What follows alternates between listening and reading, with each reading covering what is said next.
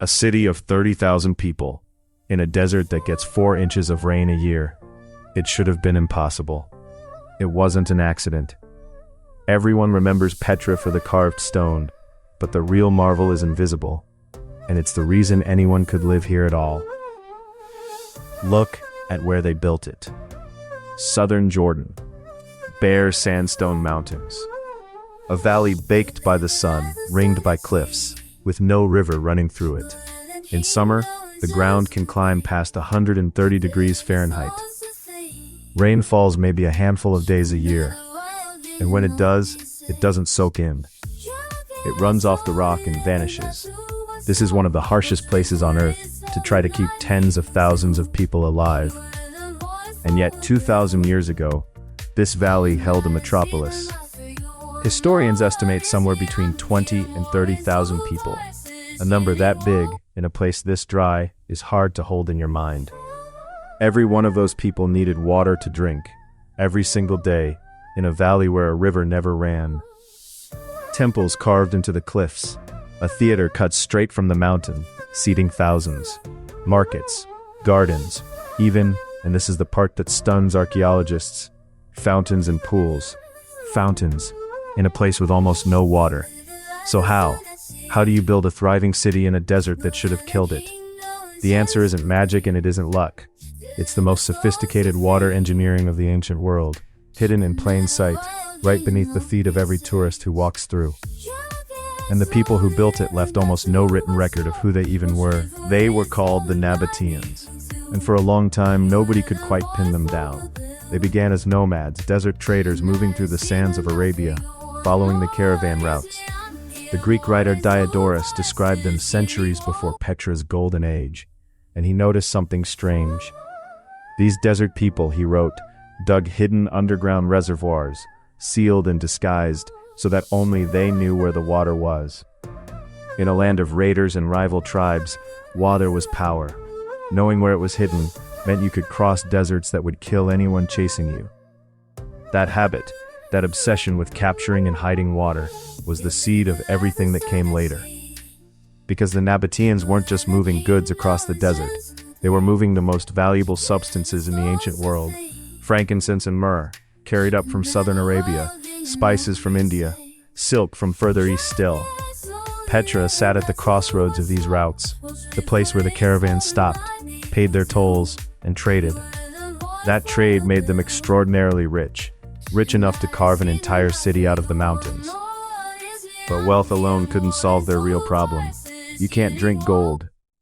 To turn a caravan stop into a permanent capital, they needed to do something no one thought possible. And what they built next is still being uncovered today. Here is the paradox the Nabataeans had to solve.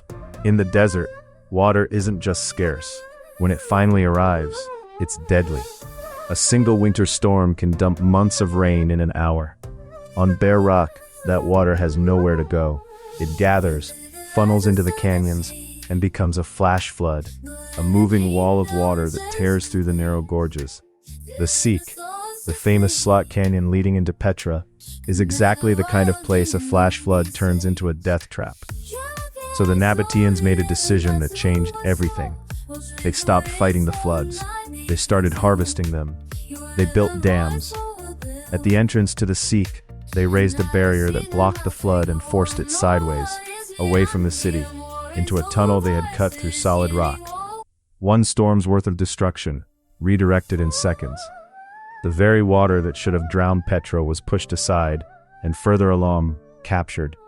And they didn't stop with one dam. Across the hills around Petra, archaeologists have mapped a whole system, dozens of dams and barriers positioned to slow the water down, to stop it rushing away, to make it linger just long enough to be caught. Think about the mind that requires. Before a single drop fell, these engineers had to picture the entire landscape as a machine. Every slope, every gully, every place the water would want to go. They read the desert the way a sailor reads the sea. They didn't wait for the flood and hope. They planned for it, years in advance, and shaped the very rock to receive it. They had learned to read the land itself, to know exactly where water would flow before a single drop fell. But catching a flood is only half the problem. The harder question was this: once you catch it, how do you keep it? And the answer runs quite literally through the walls of the canyon. Walk through the Seek today, and most people never look up at the walls. But cut into the stone, running the length of the canyon, is a groove, a channel. Sometimes open, sometimes covered with stone slabs, sometimes lined with ceramic pipe. This is the arterial network of Petra.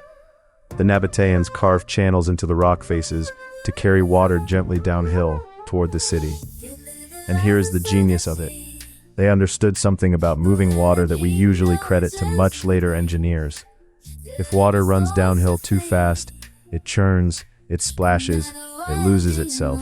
So they built the channels with a precise, gentle slope, just steep enough to keep the water flowing, shallow enough that it moves smoothly, without spilling or wasting a drop. In places they used clay-piped size so the water would flow only partly full, calmly, mile after mile. Then came the storage. This is where Petra's real secret lives. Beneath and around the city, the Nabataeans cut cisterns, huge underground chambers, carved into the rock and sealed with waterproof plaster, so the water couldn't seep away or evaporate in the heat. Archaeologists have found around 200 of them across the Petra basin. Think about what that means. When the rare storm came, the floods were caught, channeled, and poured into these hidden reservoirs. And then through the long, dry months, the city drank from them. A single downpour, stretched across an entire year. The result was almost unbelievable for a desert. Petra didn't just survive. It had running water. It had public fountains that ran in the open air, while the sun cracked the ground outside the city. Recent excavations even uncovered a large ornamental pool with a garden, a pleasure garden, watered in the middle of one of the driest places on the planet. Think about the message that sent. Every merchant, every diplomat, every rival who arrived exhausted from the desert crossing was met by the sight of water flowing freely, ornamentally, for no reason but display. It was a statement. Water wasn't just survival here. Water was wealth, made visible. A way of telling every visitor that the Nabataeans had mastered the one thing the desert was supposed to deny them. But mastery like that raises a darker question. If they built something this brilliant, this durable, where did everyone go? Petra was never destroyed in a single dramatic fall. Its end was quieter and stranger than that. The first blow was political. In the year 106 AD, Rome annexed the Nabataean kingdom, folding it into the empire as the province of Arabia. At first, Petra carried on, but over time the trade routes that had made it rich began to shift. Rome moved more of its eastern commerce by sea through Red Sea ports, and overland traffic drifted north to cities like Palmyra. The caravans that were Petra's lifeblood came less and less often. Then the earth itself turned against the city. In 363 AD, a massive earthquake struck the region, and it hit Petra hard. Buildings collapsed, and crucially, the water system, those channels, those dams, those cisterns, depended on constant maintenance. A crack here, a blockage there, a broken pipe. In a thriving city, crews repaired them immediately. In a shrinking one, there was no one left to do the work. And that is the quiet tragedy of Petra. The city didn't die because the engineering failed. The engineering failed because the city was already dying. Fewer people meant fewer hands to clear the channels. The floods, once tamed, began to run wild again. Sand filled the conduits. The reservoirs cracked and drained. Another great earthquake struck in 551. And slowly, over generations, the metropolis emptied.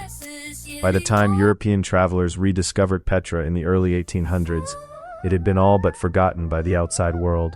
A ghost of a city, known mostly to the local Bedouin who lived among the ruins.